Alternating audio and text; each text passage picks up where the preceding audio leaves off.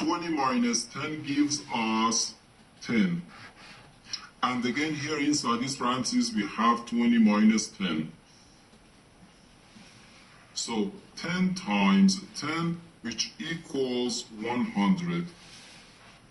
But this answer is not correct, because according to the order of operations, first we have to do parentheses, then exponents, then multiplication or division, and finally addition or subtraction. Remember that multiplication and division have equal priority and we have to go from left to right.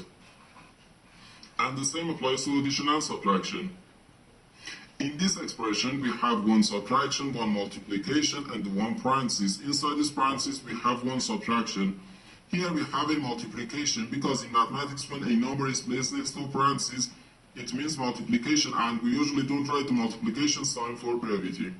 Okay, so according to the PEMDAS, first we have to do this parenthesis, then this multiplication, and finally this subtraction.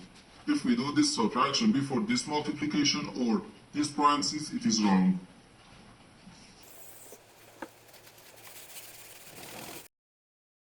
So first we have to do this parenthesis. Inside this parenthesis we have 20 minus 10, which equals 10.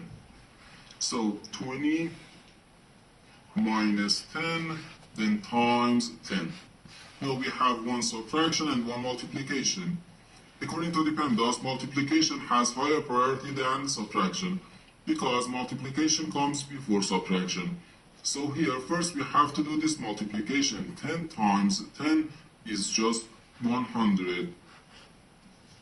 So 20 minus 100, which equals negative 80. And this is our final answer to this problem. The correct answer is negative 8.